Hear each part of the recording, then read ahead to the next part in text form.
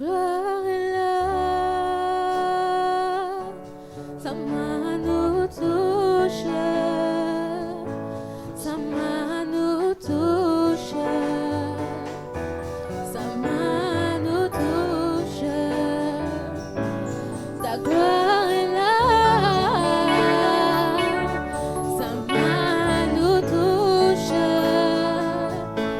sa main nous touche,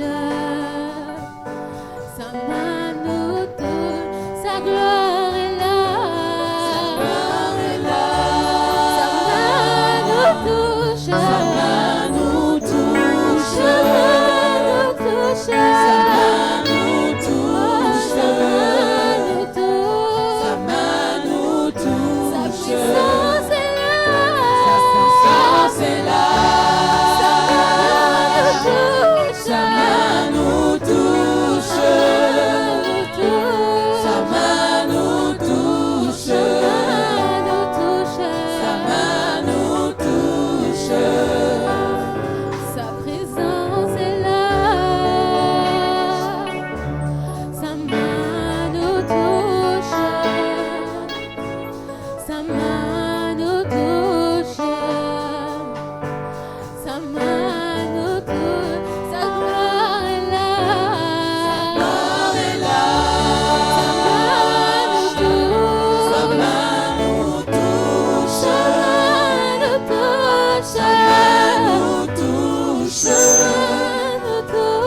sa main nous touche, sa onction est là, sa onction est là, sa main nous touche, sa main nous touche, sa main nous touche, Nous allons élever nos mains maintenant. On va commencer à bénir le Seigneur. Nous allons lui demander de nous parler maintenant. Prions dans le nom de Jésus.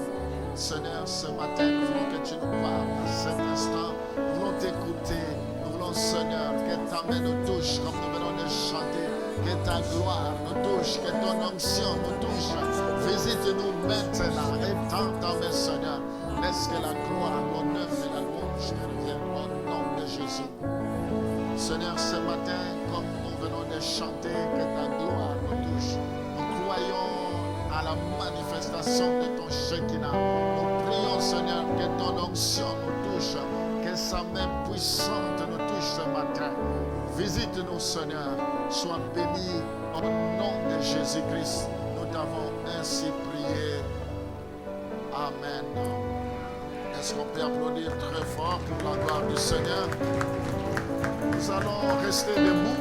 On va écouter la parole. Après, je vais vous demander de vous asseoir et je vais libérer les chantres aussi à l'occasion, disons, dans la foulée.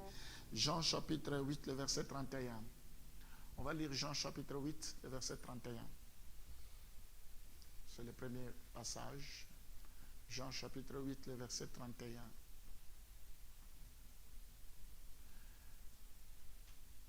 Et il dit aux Juifs qui avaient cru en lui, si vous demeurez dans ma parole, vous êtes vraiment mes disciples.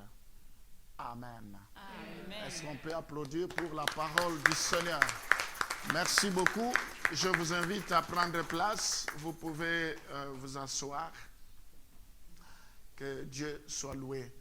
Alors, je vais être un peu speed. Si vous pouvez me prêter votre attention, me suivre. Alors, ce matin, le sujet de ma prédication est intitulé « L'engagement d'un disciple ».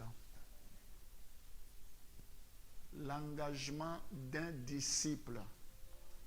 Il faut que chacun de nous, en tant que disciple, puisse faire l'introspection pour évaluer son engagement, pour voir sur 10, il peut avoir combien. Sur 10, est-ce que tu peux être au-dessus de la moyenne ou en dessous de la moyenne? Durant sa vie, Jésus a invité plusieurs personnes à avoir une relation spéciale, une relation particulière avec lui. Tout au long de son parcours sur la terre, il invitait les gens à tout abandonner pour le suivre, à devenir ses disciples. C'est ce qu'il poursuit. Chaque enfant de Dieu doit devenir disciple du Seigneur. La Bible dit, c'est un piège de prendre à la légère un engagement sacré. Nous sommes tous des disciples. Ici, ça ne concerne pas que des serviteurs, prophètes, apôtres, docteurs, évangélistes, pasteurs,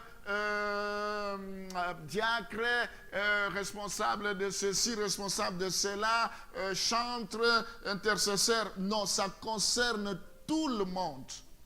Jésus, il a rencontré Philippe. Il dit, suis-moi. Parce qu'il voulait faire de Philippe disciple. Jésus, il a vu un homme assis au bureau de péage. Il s'agit de Matthieu. Il a dit, suis-moi. Il est allé auprès du bord de la mer. Il a aperçu deux frères d'une même famille. Il s'agit de Pierre et Simon. Il a dit, suivez-moi, je vous ferai pécheurs d'hommes. Parce qu'ils étaient en train de pécher.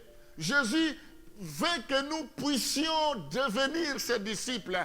Est-ce que tu es réellement devenu disciple de Jésus ou pas? Ton engagement, est-ce que tu le prends à la légère ou tu le prends au sérieux? Ce matin, je vais parcourir avec vous comment nous pouvons mettre du sérieux dans notre engagement en tant que disciples. Qu'est-ce que Dieu attend de nous en tant que ses disciples? Si je peux définir un disciple, c'est celui qui accepte les doctrines d'un autre et qui s'engage à propager ses engagements. Tu acceptes la doctrine de quelqu'un et tu t'engages à propager ses enseignements. Ici, nous, c'est la doctrine de Christ, la doctrine du Seigneur, les saintes écritures. Nous les épousons, nous les avalons, nous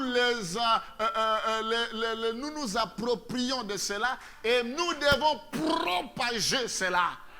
Voilà un disciple. Il faut que tu sois prêt à propager les enseignements du Seigneur. Nous ne devons pas nous taire, on n'est pas là pour s'asseoir seulement. Nous avons une mission sur la terre. Tout à l'heure, je disais, des fois, il faut refuser la mort parce qu'on a des missions à accomplir sur la terre.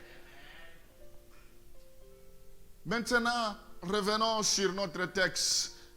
Jean chapitre 8, le verset 31.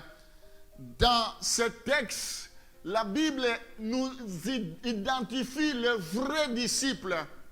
Pas le faux disciple, parce qu'il y a toujours le faux et le vrai. Moi, je ne parle pas de faux. Moi, je parle de vrai disciple. J'aimerais ce matin que tu sois un vrai disciple. Donc, dans ce texte, ce qui identifie le vrai disciple, c'est celui qui demeure. La Bible dit, et il dit aux Juifs qui avaient cru en lui, si vous demeurez dans ma parole, croire est une chose. Demeurer dans la parole en est une autre. Un disciple, c'est celui qui demeure dans la parole de Dieu. Un disciple, ce n'est pas pour un an. Un disciple, ce n'est pas pour 10 ans. Un disciple, ce n'est pas pour 20 ans. Un disciple, c'est jusqu'à la mort. Jusqu'à ce que le Seigneur viendra. La Bible dit, celui qui persévérera jusqu'à la fin sera sauvé. Un disciple doit demeurer dans la parole de Dieu. Aujourd'hui, nous avons des chrétiens qui ne connaissent rien de la parole de Dieu. Ils sont incapables de réciter même un verset. Quel genre de disciple es-tu? Tu ne prends aucun temps pour lire la parole de Dieu. C'est vraiment de côté. On est tellement occupé le matin, tellement on court dans tous les sens. On sort de l'église, c'est fini. On ne parle plus de la Bible. Et c'est fini, dimanche, nous revenons très joyeux. Seigneur, merci. Quel genre de disciple es-tu? Nous devons demeurer dans la parole de Dieu. Quand la Bible dit demeurer dans la parole de Dieu, cela signifie ne pas quitter ou abandonner. Nous ne devons pas quitter. Il y a des chrétiens qui quittent, qui abandonnent, qui sont comme des Jonas. Jonas, il a fui, il est allé à Ninive. Il y a des chrétiens qui abandonnent le travail de Dieu, des disciples qui abandonnent leur service, qui abandonnent le ministère auquel Dieu les a appelés et ils disent que nous sommes des disciples. Dieu t'a appelé à chanter, Dieu t'a appelé à le servir, mais tu abandonnes cela, tu fuis, tu es comme Jonas. L'engagement des disciples, on ne joue pas avec l'engagement. Vous n'êtes pas engagé pour plaire à qui que ce soit. Vous ne pouvez pas servir Dieu selon les humeurs. Parce qu'on ne sert pas un homme. Les humeurs, les gens sont tels qu'ils sont. Mais moi, je me suis engagé pour le Seigneur. Et je dois être fidèle à mon poste jusqu'à ce que le Seigneur viendra. Parce que j'aurai une récompense. Parce que j'aurai, la gloire ce jour-là. L'engagement d'un disciple. On ne peut pas prendre à la légère l'engagement. La Bible dit qu'ils sont maudits, celui qui fait avec négligence l'œuvre de Dieu. Il y a des gens qui font avec négligence, avec murmure, et ils disent nous sommes des disciples. Un disciple ne fait pas avec négligence. Un disciple ne fait pas avec un zèle amer. Il doit être dévoué, il doit être zélé. Quand on dit demeurer signifie vivre en.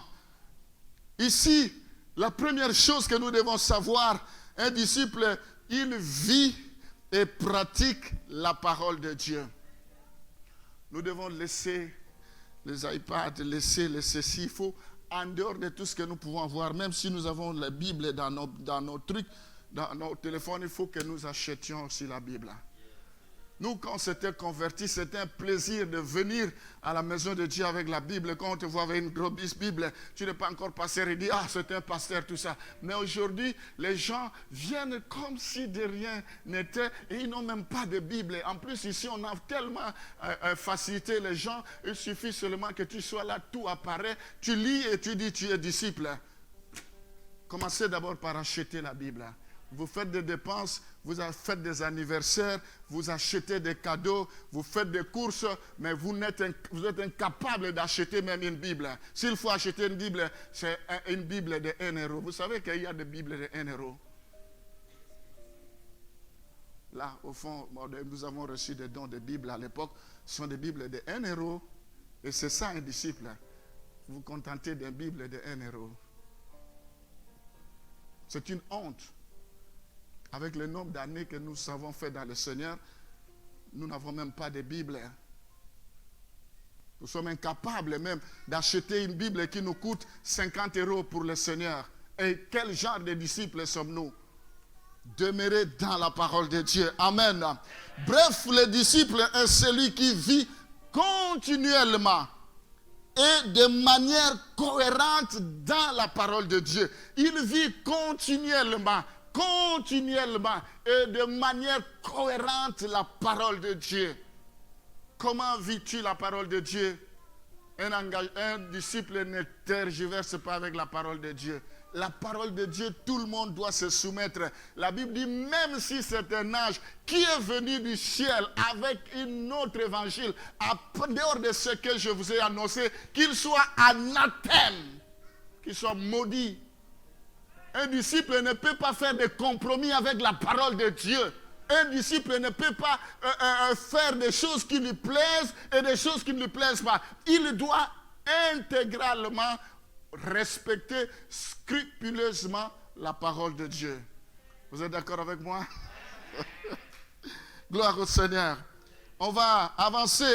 En outre, nous voyons que Jésus ne s'intéresse pas seulement à ce que ses disciples connaissent la parole. C'est bien de connaître la parole, mais il veut que nous puissions le mettre en pratique. La Bible dit, ne vous bornez pas seulement à écouter, mais mettez aussi en pratique la parole de Dieu. Les enfants de Dieu connaissent beaucoup de versets, connaissent la parole, mais ce n'est pas ça qui compte, c'est déjà bien. Mais il faut mettre cela en pratique. Est-ce que nous mettons la parole de Dieu en pratique? Jean chapitre 13, le verset 34 à 35. Jean chapitre 13, le verset 34 à 35.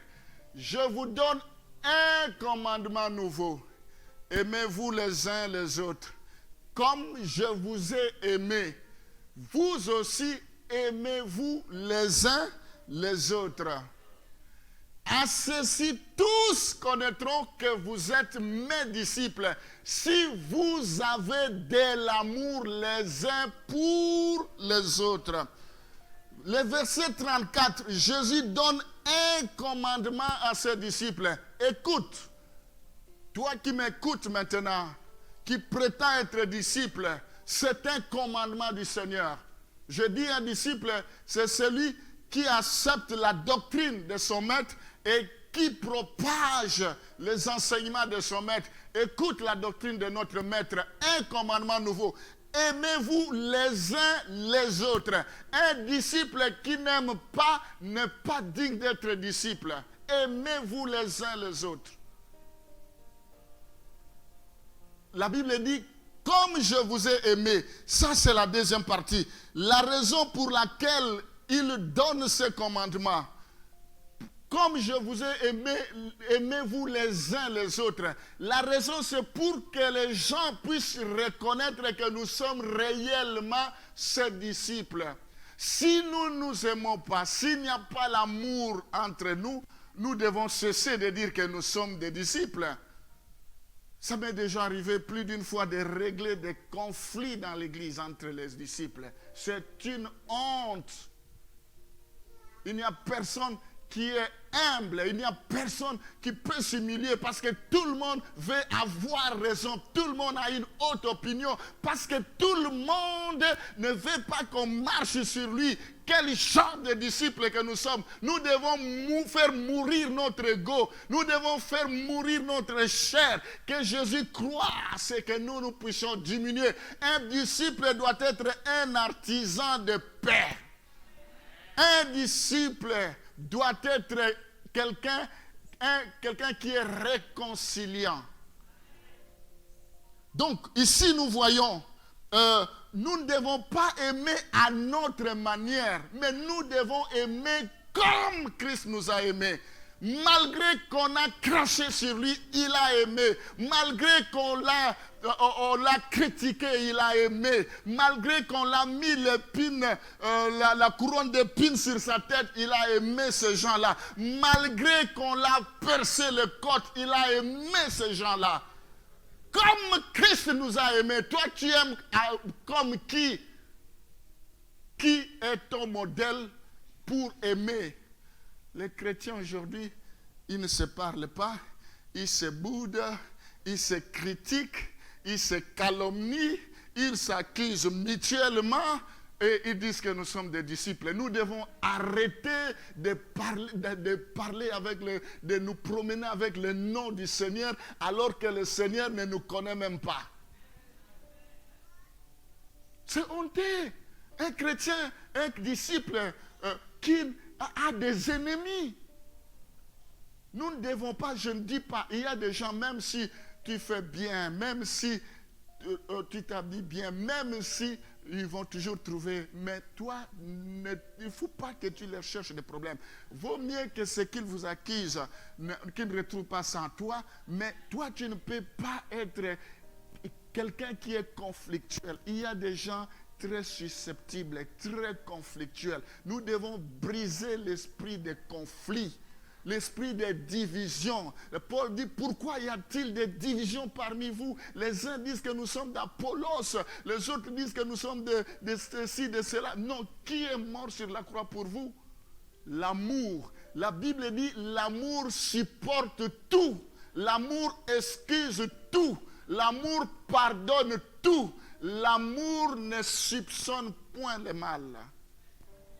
Nous sommes là toujours en train de soupçonner le mal. Nous sommes là toujours en train de dire, non, je suis débordé, j'en ai marre. Cette fois, c'est pour la dernière fois. Où est-ce que Jésus a donné l'ultimatum pour dire que j'en ai marre, je ne veux plus pardonner? C'est où dans la Bible? La Bible dit, on doit pardonner 77 fois 7. Peut-être il y a des gens à qui tu as raillé leur nom, tu dis, tu as même effacé de ton portable, tu dis, c'est fini, que chacun trace son chemin. tu dois te repentir. Un disciple ne peut pas avoir ce langage-là. Nous sommes la lumière du monde, nous sommes le sel de la terre. Aimez-vous les uns les autres. Comme moi je vous ai aimé. Ton amour, tu dois avoir une seule référence, Jésus-Christ. Comment lui, il a aimé? Il n'a pas fait de parti pris. Il n'avait pas de préférence. Comme lui, il aime. Ici, la deuxième chose, l'engagement d'un disciple. Un disciple doit s'engager. Il doit avoir une vie caractérisée par l'amour. Par l'amour. Il y a des gens qui habitent une même maison, mais ils ne se parlent pas. Ils habitent sous un même toit, mais ils ne se parlent pas. Ils sont en colère. Une semaine, je ne lui parlerai pas, je ne lui adresserai pas la parole. Et vous dites que vous êtes disciple. C'est honteux. C'est honteux. Quel genre de disciples sommes-nous? Un disciple doit toujours témoigner l'amour. Quelles que soient les circonstances, que les circonstances soient favorables ou pas, il faut toujours. L'amour doit déborder. L'amour doit jaillir. L'amour doit nous envahir. La Bible dit l'amour couvre une multitude de péchés. Amen. Troisième chose, Jean chapitre 15, le verset 8. Jean chapitre 15, le verset 8. Jean chapitre 15, le verset 8. Si vous portez beaucoup de fruits, c'est ainsi que mon Père sera glorifié et que vous serez mes disciples. Mes bien-aimés, les qualités qui caractérisent les disciples. Un disciple doit porter beaucoup de fruits. Il y a des gens qui sont en cours à déficit de fruits. La Bible dit, on reconnaîtra l'arbre par son fruit. Nous sommes comme un arbre qui est planté près d'un courant d'eau, dont les feuilles ne flétrissent point. Nous donnons les fruits à chaque saison. Un disciple, le fruit, quels sont tes fruits? Le fruit, loin de la haine, loin de la méchanceté, d'animosité, loin de haine, loin de dénigrement, loin de l'impureté, le mensonge, l'orgueil, l'impudicité, loin de toutes ces choses. Le fruit, quels sont tes fruits? Un disciple doit porter des fruits. La Bible dit, nous devons exceller dans bonnes œuvres. Nous devons les produire en abondance. Dorcas avait des fruits. Dorcas, Tabitha avait des fruits. La Bible dit, montre-moi ta foi sans les œuvres et je te montrerai la mienne avec les œuvres. Si on doit compter tes œuvres sur le bout des doigts, à peine c'est déjà fini et tu t'en glorifies, tu t'en réjouis. La Bible dit, nous devons continuer à porter des fruits. Pourquoi nous devons porter des fruits? Quand nous portons des fruits, qui tire bénéfice? Qui est glorifié pour cela? La Bible dit, c'est ainsi que mon Père sera glorifié. Donc tes fruits font glorifier Dieu. Tes fruits font glorifier le Père. C'est lui qui tire gloire à cela. C'est lui qui en est content. Que les gens soient contents ou pas, ce n'est pas ton problème. Dès l'instant où Jésus, mon Père est content de mes fruits, cela me suffit. Ah non, ce n'est pas toujours moi, je suis le seul, alors tu le fais pour ta propre gloire. Arrête. Mais si nous le faisons pour la gloire de Dieu, il faut que nous continuions à le faire. Amen. Nos fruits, c'est pour la gloire de Dieu. Quand je produis le fruit, c'est pour que mon Dieu soit glorifié. Ce n'est pas pour que les hommes soient glorifiés. Voilà un disciple. Alors, mes bien-aimés, il y a plus que cela pour être un disciple. Concernant l'engagement d'un disciple, Luc chapitre 9, le verset 57 à 58. Luc chapitre 9, le verset 57 à 58. Pendant qu'ils étaient en chemin, un homme lui dit, Seigneur, je te suivrai partout où tu iras. Jésus lui répondit, les renards ont des tanières et les oiseaux du ciel ont des nids, mais le Fils de l'homme n'a pas un lieu où il puisse reposer sa tête. Alléluia. Ce passage nous montre le lieu où Jésus repose sa tête. Jésus n'a pas un endroit où il repose sa tête. Il dit, les renards ont des tanières, mais le Fils de l'homme n'a où reposer sa tête. Nous voyons suivre Jésus n'offre aucune garantie d'un lit ou d'un endroit pour vivre. Un disciple doit savoir que suivre Jésus-Christ, vous n'avez aucune garantie. Aussi longtemps que les promesses de Dieu ne se sont pas encore réalisées dans votre vie, vous devez continuer à suivre le Seigneur jusqu'à ce que cela se réalisera. Amen. Voilà, nous devons être armés de ces pensées-là. Si tu viens, tu penses que c'est en un mois, en une année, que toute ta vie entière sera, tous les problèmes seront résolus, tu te trompes. Alors tu viens pour un intérêt, dès que tu as ça, tu vas partir. Donc Jésus ne va pas céder. Il veut voir ta persévérance. Comme le Congolais dit, Mbamba na Yesu. Je dois m'accrocher, persévérer. Amen. Persévère. Tu verras le mariage. Persévère, l'élévation viendra. Persévère, tu verras la gloire de Dieu. Persévère, les portes vont s'ouvrir. Persévère, les murailles vont s'écrouler. Alors, mes bien-aimés, au-delà de cela, l'engagement des disciples comprend la première chose. Notre engagement ne se limite pas seulement à ce que je vous ai cité, mais notre engagement en tant que disciples va même au-delà. J'aimerais d'abord parler d'un engagement des disciples par rapport à sa famille. L'engagement d'un disciple par rapport à sa famille. Comment nous devons nous positionner en tant que disciples par rapport à nos familles. Luc chapitre 9, le verset 59 à 60. Luc chapitre 9, le verset 59 à 60. Il dit à un autre, suis-moi. Et il répondit, Seigneur, permets-moi d'aller d'abord ensevelir mon père. Mais Jésus lui dit, laisse les morts ensevelir leurs morts. Et toi, va annoncer le royaume de Dieu. Un disciple préoccupé par le royaume de Dieu. Nous voyons ici, Jésus-Christ utilise l'expression mort. Donc, ici, cela peut signifier les gens du monde, les gens qui n'ont pas encore accepté Jésus-Christ comme leur Seigneur. Quelqu'un peut être vivant, mais il est mort. Ça peut être la mort spirituelle. Donc, nous devons nous préoccuper du royaume des cieux. Il y a des gens qui aiment sa famille plus que Jésus, qui aiment ses enfants plus que Dieu. C'est un dérapage, c'est une erreur grave pour un disciple. Je vais vous donner un verset qui parle ça clairement. Luc chapitre 14, le verset 26. Vous devez aimer, un disciple doit aimer le royaume des cieux, doit aimer le roi de son royaume plus que son mari, plus que son épouse, plus que ses enfants. D'abord le royaume des cieux. Ça ne se négocie pas.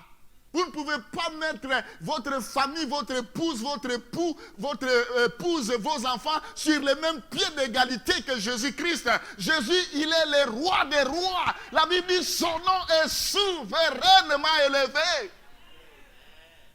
Au-dessus de tout nom, au-dessus de mes enfants, au-dessus de mon épouse, au-dessus de mon époux, au-dessus de mes enfants, au-dessus de toutes choses. Au-dessus de toutes choses. Mais aujourd'hui, les disciples ne savent pas faire la part des choses. Si quelqu'un vient à moi et s'il est son père, sa mère, sa femme, ses enfants, ses frères et ses sœurs, et même sa propre vie, il ne peut être mon disciple.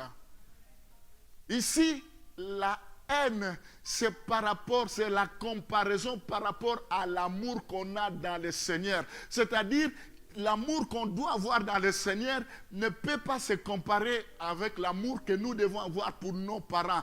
C'est que le fait que nous aimons Dieu plus que nos parents, la Bible utilise le mot haine. C'est dans ce sens-là qu'il faut comprendre. Est-ce que tu aimes tes enfants plus que le Seigneur? Il faut inverser la courbe. Pour rien au monde, nous devons commettre l'erreur d'aimer nos épouses plus que Dieu. C'est Dieu qui donne la vie. La Bible dit l'homme ne peut recevoir que ce qui lui a été donné du ciel. Ton épouse ne peut pas te donner la vie. Ton mari ne peut pas te donner la vie. Tes enfants ne peuvent pas te donner la vie. Ils sont limités, mais Dieu n'est pas limité. Nous devons nous accrocher à celui à qui tout l'univers lui appartient. Il appelle à l'existence ce qui n'existe pas comme s'ils existaient. Oh non. Parce que mon mari ne veut pas, mon épouse ne veut pas. Il est qui? Dis-moi, il est qui devant le roi des rois? Celui qui aime son mari plus que moi, il n'est pas digne de mon royaume. Amen. Ce matin, j'aimerais remettre la pendule à l'heure. D'abord le Seigneur. Mon mari a dit, tu ne vas pas sortir, tu ne vas pas partir. Quoi?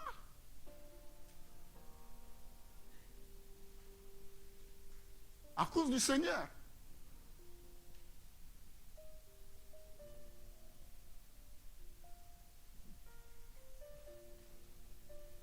Luc chapitre 18, les versets 22, 28 à 30.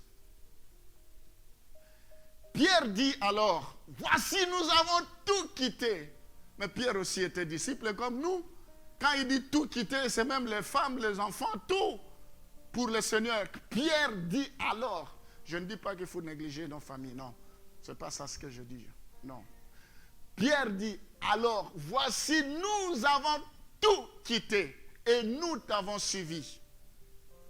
Et Jésus leur dit, je vous l'ai dit en vérité. Là c'est maintenant Jésus qui dit, il n'est personne qui ayant quitté à cause du royaume de Dieu. Si tu quittes pour tes propres intérêts, si tu quittes pour les intérêts égoïstes, si tu quittes pour ton ego, si tu quittes pour plaire un homme, Dieu n'est pas derrière cela. Il n'y aura pas l'approbation du ciel, il n'y aura pas la validation de Dieu. Mais Jésus dit, si tu quittes pour le royaume de Dieu, faudra-t-il savoir si ton engagement c'est pour le royaume de Dieu ou c'est pour le bien de ce monde? Il n'est personne qui ayant quitté à cause du royaume de Dieu sa maison, c'est ses enfants, non? Ou sa femme, ou ses frères, d'ailleurs c'est dit même, ou ses parents, ou ses enfants, ne reçoivent beaucoup plus dans ce siècle-ci et dans les siècles à venir, la vie éternelle. Amen. Si tu mets Dieu au-dessus de tes enfants, Dieu te bénira. Dieu bénira tes enfants. Dieu les protégera. Ils auront une bonne santé. Dieu lui-même les éduquera. Il s'occupera d'eux. Dieu lui-même pourvoira à ses besoins. Nous ne sommes que des intendants. C'est Dieu qui est le véritable propriétaire de nos enfants. Ce que nous devons chercher, c'est de connecter nos enfants au Seigneur. C'est de connecter nos maris au Seigneur. C'est de connecter nos enfants au Seigneur. Et Dieu s'en occupera. Le reste, ce n'est pas notre problème. Il est celui qui ne dort ni ne sommeille. Il pourvoira. Il les épargnera contre les banditismes, les bandits.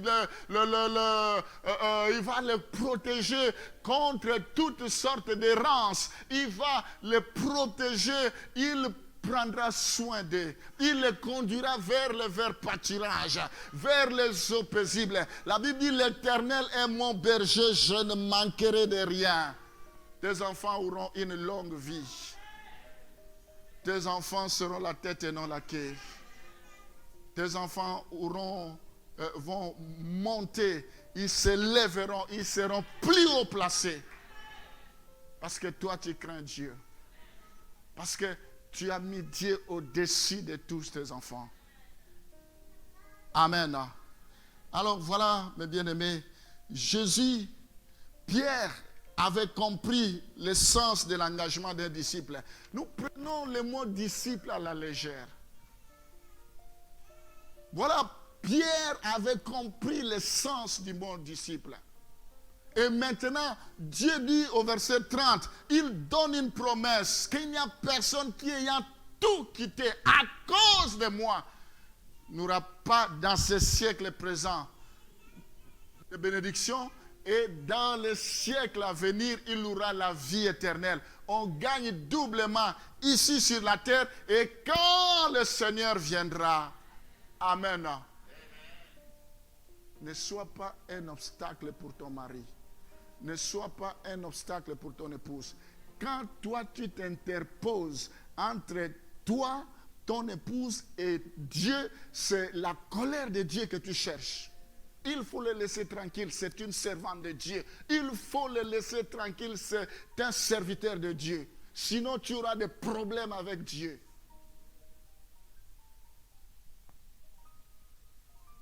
Il ne faut pas persécuter ton épouse, ton mari. Tes enfants, il ne faut pas les persécuter. Sinon, c'est Dieu que tu persécutes. Si réellement il est disciple de Dieu. Amen.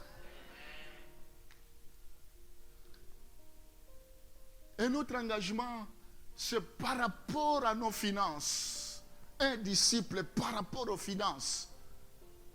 Luc chapitre 18, le verset 18 à 25. Un disciple par rapport à ses finances. Luc chapitre 25, plutôt Luc chapitre 18, le verset 18 à 25, rapidement. Luc 18, le verset 18 à 25. Un chef interrogea Jésus et dit, bon maître, que dois-je faire pour hériter la vie éternelle? Jésus lui répondit, pourquoi m'appelles-tu bon? Il n'y a de bon que Dieu seul. Tu connais le commandement, tu ne commettras point d'adultère, tu ne tueras point, tu ne déroberas point, tu ne diras point de faux témoignages, honore ton père et ta mère. Écoute la personne. Je dit-il, observé toutes ces choses dès ma jeunesse. Ah, cet homme était exceptionnel. Dès sa jeunesse, il connaissait tout cela. Mais écoute là où il y avait le problème. Jésus ayant entendu cela lui dit, il te manque encore une chose. Ce matin, il te manque encore une chose. Dans ton cheminement en tant que disciple, il te manque encore une chose. Dans ta relation avec Dieu, il te manque encore une chose. Je ne sais pas qu'est-ce qui te manque ce matin, mais moi j'aimerais parler de ce qui a manqué dans la vie de ce monsieur. Il lui manquait une chose. Vends tout ce que tu as, distribue-le aux pauvres, et tu auras un trésor dans le ciel. Puis viens et suis-moi. Continue. Lorsqu'il entendit ces paroles, il devint tout triste. Attends, il veut suivre le Seigneur, et le Seigneur veut modeler sa vie. Le Seigneur veut donner sa vie à sa forme, veut donner une forme à sa vie. Il veut le conduire vers le pâturage. Mais cet homme devient tout triste car il était très riche. Très riche. Alors, Jésus, voyant qu'il était devenu tout triste, dit qu'il est difficile à ceux qui ont des richesses d'entrer dans le royaume de Dieu. Amen. Car il est plus facile à un chameau de passer par le trou d'une aiguille qu'à un riche d'entrer dans le royaume de Dieu. Première chose, Dieu n'est pas contre la richesse. Dieu, l'or et l'argent appartiennent à Dieu. Il faut que nous le sachions. On peut servir Dieu tout en étant riche. Abraham était riche. David était fort riche. On a besoin de la richesse pour faire avancer l'œuvre de Dieu. Moi, je prie pour que tu deviennes milliardaire. Je prie pour que tu deviennes millionnaire. Je prie pour que Dieu t'élève financièrement. Parce que si Dieu te lève financièrement, l'église sera bénie. Si Dieu te lève financièrement, tu vas bénir d'autres personnes. La Bible dit l'argent répond à tout. Pour voyager, tu as besoin d'argent.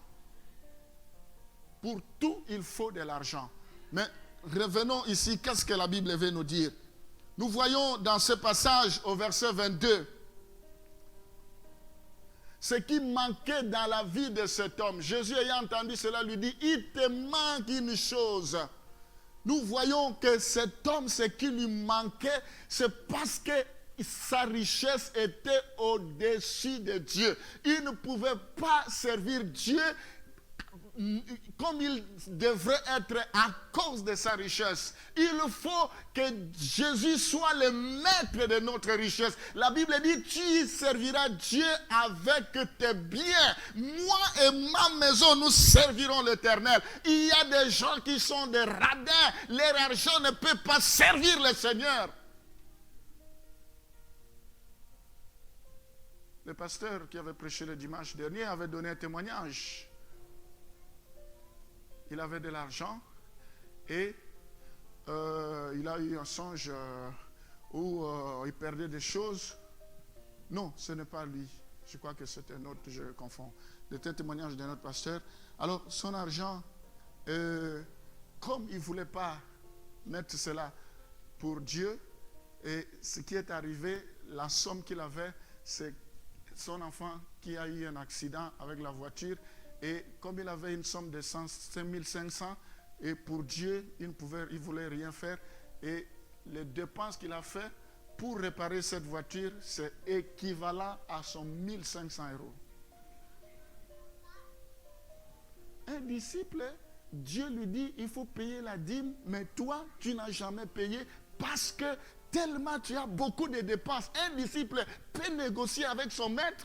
C'est comme cet homme, il refuse les instructions de son maître. Il refuse les directives de son maître.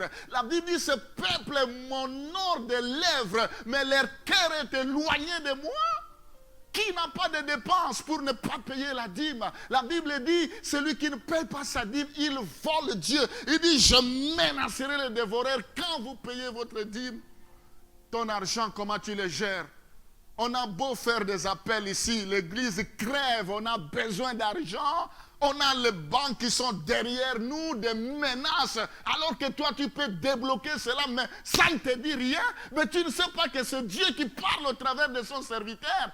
Que fais-tu de ton argent? Un disciple, moi je suis un disciple, mais si Dieu ne peut pas gérer ton argent, tu es maudit. Qui va gérer ton argent? La Bible dit, on ne peut pas servir deux maîtres. Soit tu aimeras l'un, soit tu haïras l'autre. Les démons de maman, il y a des gens qui sont radins, même dans leur couple, radins, dans tout radins. Ils sont des égoïstes, ils ne pensent qu'à eux-mêmes. Un disciple, c'est quelqu'un qui doit honorer Dieu avec ses biens. Tu ne veux pas payer la dîme, mais paye même au-delà de ce que Dieu te demande. J'ai déjà donné aux disciples, ils discutent, on donne pour les pasteurs, on est en train de m'exploiter, on exploite qui? Il n'y a plus de bonheur à donner qu'à recevoir. Il n'y a plus de bonheur à donner qu'à recevoir. La Bible dit, tel qui donne libéralement s'enrichit. Celui qui épargne en excès s'appauvrit. Nous devons s'aimer pour notre avenir. Cet homme n'était pas prêt à donner son argent pour le Seigneur. Un disciple ne peut plus avoir le problème d'argent par rapport au Seigneur. On ne peut pas tous les jours revenir ici, il faut payer la dîme. Mais ça, ce sont des choses qu'on doit déjà dépasser ce stade-là. On a mis le prélèvement automatique, on a mis le terminal, il faut payer, mais malgré tout ce qu'on fait, tu as toujours des raisons. Devant le Seigneur, tu vas avoir aussi des raisons.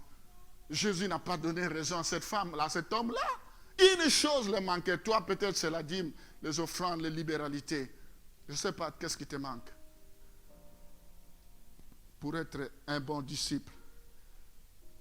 Matthieu chapitre 6, le verset 24. Nous voyons la raison. Cet homme était accroché à son argent. Vous savez, il y a quelqu'un qui avait beaucoup récolté et il a dit, maintenant mon âme, réjouis-toi. Dieu dit, cette nuit-là, insensé, Dieu a repris son âme. Il a tout laissé. On est venu nuit, on va retourner nuit. Les biens, on n'enterre personne avec l'argent. On n'enterre personne avec les biens. Vous savez que cet égoïsme peut t'amener en enfer. Insensible à la parole de Dieu. Tu es prêt à faire des cadeaux, à offrir, mais tu ne veux pas pour le Seigneur. Quand tu donnes, c'est pour le Seigneur. On ne peut pas tromper Dieu dans ce domaine-là. Il faut être sérieux. Dieu a besoin de disciples qui sont sérieux. Quel genre de disciples es-tu?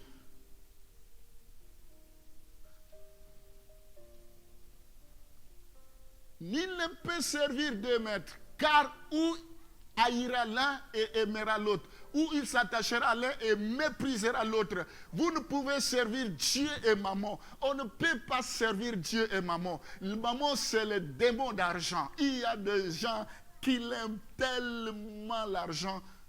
Ils sont dans tout pourvu qu'ils aient l'argent.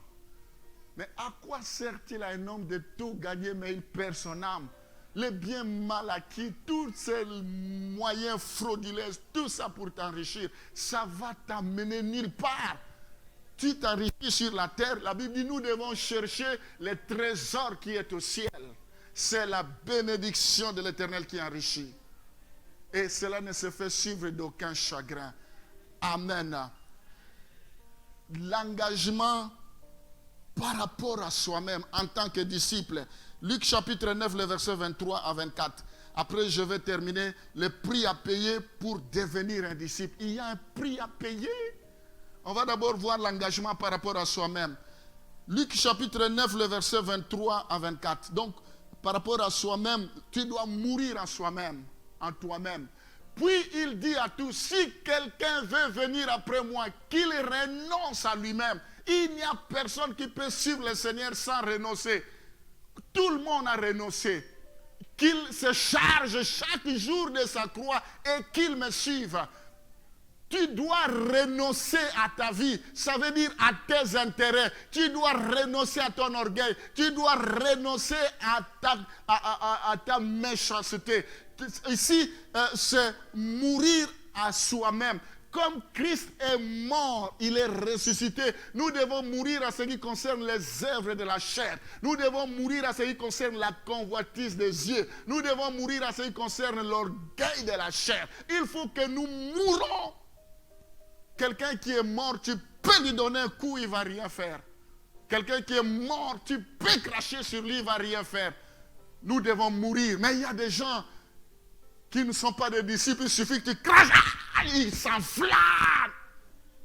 Tu n'es pas encore mort dans le Seigneur. Tu dois mourir. Les critiques ne peuvent plus rien te faire. Et il faut que moi je lui parle. Téléphone. Oui, j'ai entendu ça. Non. Ayez quand même la douceur. Ayez quand même la maîtrise de soi.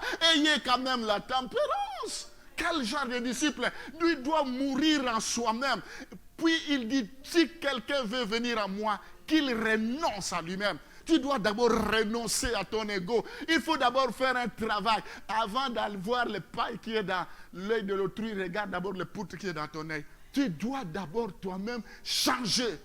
Loin de tout qui ne plaît pas au Seigneur. Un disciple, est-ce que tu es déjà mort par rapport à toi-même? Avant de commencer à juger l'église, juger les gens, juger, est-ce que tu es déjà mort par rapport à toi-même?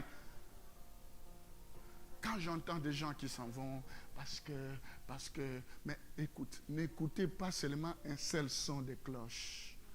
Écoutez pourquoi il est parti, quelle est cette personne, pour avoir une idée, tout le monde peut raconter ce qu'il veut. Moi, je n'écoute jamais un seul son de cloche. Jamais. Sinon, je vais me tromper. Donc, nous devons d'abord mourir à nous-mêmes pour devenir des disciples. Ce que je dis, ça vaut pour toutes les églises. Ça fait très longtemps que je suis pasteur. Il y a des choses que je vous parle, mais ce sont des choses peut-être qui se sont passées ailleurs ou partout où je passe. Mais quand je vous parle, je mets tout ça dans le... C'est pas que j'ai entendu quelque chose. Donc, je peux vous rassurer par rapport à ça. Amen. Alors, mes bien-aimés, soi-même, il faut d'abord mourir soi-même. Si chacun d'entre nous mourait en lui-même, mais ici, il y aura la paix. Les chantres ne vont plus se disputer. Il n'y aura plus de querelles dans les groupes de mamans. Il n'y aura plus parce que chacun est mort. Mais il y a des gens, quand ils ne sont pas encore morts, ça va être un problème. Vous savez, une voiture, quand il n'y a pas d'huile, ça grince, ça fait trop de bruit.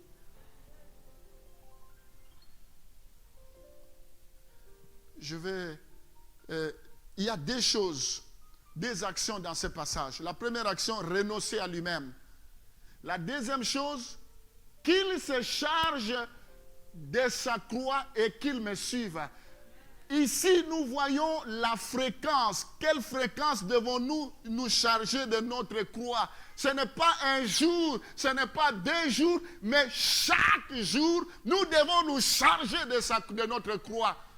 Chacun de nous a son histoire, ses épreuves, ses difficultés. Tu dois te charger de ta croix. Un disciple, tu dois te charger, n'envie pas l'autre. Plus le combat est grand, plus la victoire sera grande. Chacun de nous a ce que Dieu a déjà tracé pour lui. Oui, ma soeur, c'est ton combat. Bats-toi, Dieu est avec toi. Va avec la force que tu as. Mon frère, va avec la force que tu as. Que rien ne t'arrête, que rien ne te décourage. La Bible dit, même si tu traverses l'ombre de la vallée de la mort, ne crains rien. Le fleuve ne te submergera point. Le feu ne te consumera pas. Tu dois te charger de ta croix. Ah, ouais, c'est parce que ça n'arrive, ça ne t'est jamais arrivé. Tu connais ma croix? Est-ce que tu connais la croix de telle personne? Chacun a sa croix. Qu'il se charge. Jésus n'a pas dit de prendre la croix de l'autre, c'est ta croix. C'est toi le disciple, bats-toi, charge-toi de ta croix et tu verras la gloire de Dieu. Tu verras la gloire de Dieu. Je dis, tu verras la gloire de Dieu. Tu dois renoncer à tes propres intérêts. Luc chapitre 14, le verset 27, avant que je vous donne les deux derniers versets. Et quiconque ne porte pas sa croix et ne me suit pas ne peut être mon disciple. Est-ce que tu portes ta croix? Oh, ça fait 10 ans j'attends, je n'ai pas d'enfant. Porte ta croix. Oh, porte ta croix. C'est ta croix, ce n'est pas la croix de telle personne. Et ne nous moquons pas des personnes qui portent leur croix. Vous ne savez pas se dire, Jésus avait sa croix, mais après la croix, il y a la victoire. Après la croix, il y a l'élévation.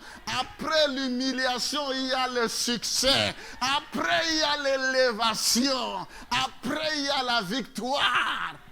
Moi, j'ai ma croix aussi. Hein? Toi, tu as ta croix. Chacun de nous a sa croix. Ce matin, j'aimerais encourager chacun à porter sa croix. Ne regardez pas aux croix des autres. Ne crois pas que c'est bien ailleurs. Non, non. Ta croix, c'est ta croix. Tu vas avoir la victoire avec ta croix. Je vais terminer. Le prix à payer pour devenir un disciple. Il y a un prix à payer. Jean chapitre 15, le verset 20 à 21. Jean 15, le verset 20 à 21. Souvenez-vous de la parole que je vous ai dite. Le serviteur n'est pas plus grand que son maître. S'ils m'ont persécuté, ils vous persécuteront aussi. S'ils ont gardé ma parole, ils garderont aussi la vôtre. Mais ils vous feront toutes ces choses à cause de mon nom parce qu'ils ne connaissent pas celui qui m'a envoyé. Ici, un disciple, il a l'obligation de tout abandonner. Tu dois abandonner le péché. Tu dois abandonner tout. Il n'y a personne qui peut suivre le Seigneur s'il n'a pas encore abandonné. Aussi longtemps que tu n'as pas encore abandonné la pornographie, tu n'as pas encore abandonné la masturbation, tu ne peux pas suivre le Seigneur. Il faut abandonner. Qu'est-ce que tu as déjà abandonné? Depuis Jean-Baptiste jusqu'à présent, le royaume des cieux est forcé. Ce sont des violents qui s'en emparent. Tu dois abandonner l'idolâtrie. L'idolâtrie, ce n'est pas seulement les statues. La Bible dit, c'est un manque dans Colossiens, même l'impudicité, c'est l'idolâtrie. Il faut qu'un jour, je prêche sur l'idolâtrie. C'est une abomination devant le Seigneur. Un disciple, les prix à payer, il faut abandonner. Tu ne peux pas venir au Seigneur et continuer à te plaire dans le péché. Tu ne peux pas venir dans le Seigneur et s'asseoir sur le péché et tu es tranquille comme si de rien n'était. Quel est cet Saint-Esprit-là qui va te laisser tranquille? Un disciple, il doit s'attendre à des persécutions. Il n'y a pas de vie chrétienne sans épreuve. Il n'y a pas de vie chrétienne sans difficulté. Nous voulons des disciples, mais nous ne voulons pas assumer nos responsabilités. Devant les responsabilités, nous fuyons. Il faut assumer les responsabilités. Il y a des épreuves. Jésus a dit, ils m'ont persécuté, ils vous persécuteront. Ils m'ont calomnié, ils vous calomnieront. Le disciple n'est pas plus grand que son maître. Ce qu'ils lui ont fait, lui qui est l'arbre vert, et nous qui sommes des arbres secs alors. Nous aurons des tourments. 2 Corinthiens chapitre 4, le verset 4 à 10, je vous laisse lire à la maison. Paul a été exposé par des difficultés, des afflictions. Donc ici nous voyons des difficultés. Un disciple doit s'attendre à des difficultés. Aujourd'hui, j'ai le temps. Bon, je vais terminer 2 Corinthiens chapitre 5, le verset 14 à 15. 2 Corinthiens 5, le verset 14 à 15. La dernière chose, pourquoi être un disciple? Est-ce que c'est vraiment important? Car l'amour de Christ nous presse. On a besoin d'un disciple à cause de l'amour de Dieu qui nous presse. Est-ce que l'amour de Dieu te presse? C'est l'amour de Dieu qui nous presse pour que nous soyons des disciples. Nous voyons être disciple, c'est la meilleure façon de connaître Dieu. Si tu veux connaître Dieu, commence par devenir disciple. Aussi longtemps que tu n'es pas encore devenu disciple, tu ne sauras pas connaître Dieu et tu ne sauras pas le servir. Tu es encore en train de tâtonner. Paul dit, autrefois nous tâtonnions, mais il y a un moment où on doit cesser de tâtonner. Je vais prier et je vais vous laisser. Seigneur, je bénis ton peuple, je bénis ce mois de mai, je bénis tous ceux qui nous ont suivis, qui ont été connectés. Je prie pour que cette semaine soit bénie. Au nom de Jésus, nous t'avons ainsi prié. Amen. Que Dieu vous bénisse.